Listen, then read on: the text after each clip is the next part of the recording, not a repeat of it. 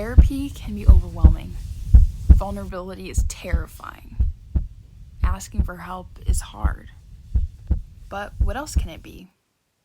Therapy is a significant step in opening up about your feelings and past experiences. It can give you a chance to connect with someone who can help you navigate your personal needs. It can be a powerful tool for children, teenagers, and adults of any age that can relieve an individual from their short or long-term stress. No matter how it may seem, everyone struggles. We're human. If your current coping mechanisms aren't sufficient enough, then professionals may be more efficient in managing your emotions and processing your challenges. Although the needs of every individual are unique, here are a few signs that therapy is right for you. The first sign is that you have negative feelings or emotions, where you face uncertainty that consumes your daily life. A second sign could be that you are overruled by feelings of hopelessness or worthlessness that could potentially lead to harmful thoughts or coping mechanisms that include alcohol, drugs, or other impairing substances. A third sign could be if you notice significant changes in your sleeping or eating patterns, or even your performance at work or school. With that in mind, there are many false stigmas associated with therapy.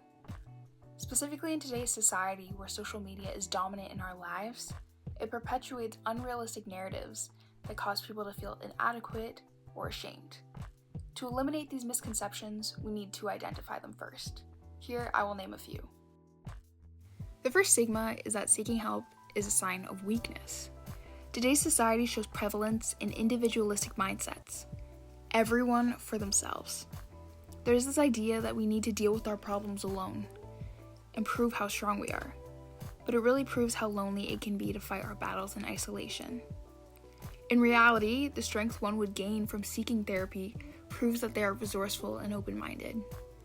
In some circumstances, you may reach out to a friend or a family member and still feel isolated. These dynamics and emotional ties can be complicated, making it hard to fully express your hardships without feeling judged. If this is the case, therapy might be right for you.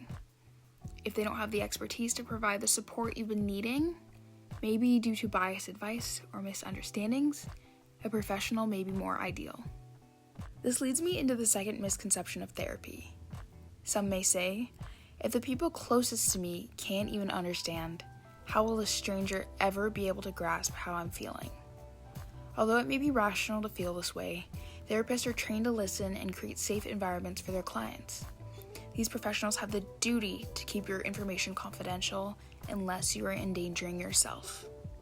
Maybe this new person can provide new perspectives that will help you better understand your personal needs and how you can create boundaries. There are endless possibilities. The final misconception that I will address is that there is a criteria to seek therapy. Often it is misunderstood that therapy is only intended for those who are in the absolute depths of their struggles. Although it may be helpful for people in this case, therapy can be extremely mind-opening in managing your day-to-day stress or even any sort of changes in your life.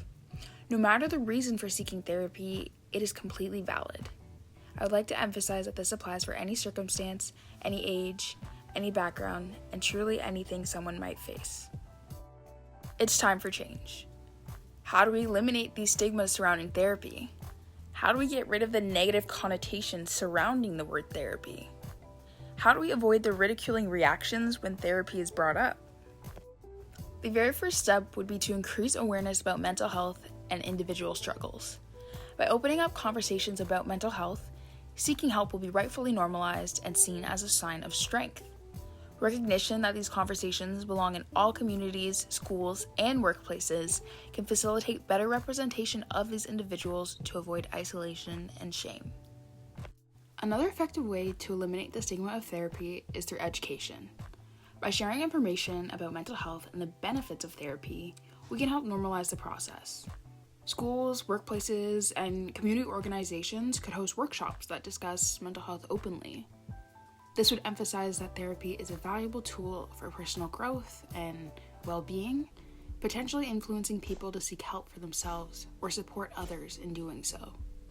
Lastly, promoting positive narratives around therapy in media could be very effective. It is necessary to understand that social media isn't always real. But when people portray therapy in a realistic and relatable way on those platforms, it can help normalize the experience. By showcasing diverse experiences and outcomes, we can create an environment where therapy is seen as a common and acceptable part of life, even comparable to going to the doctor for physical health issues. Remember, it's okay to ask for help. Do what is right for you.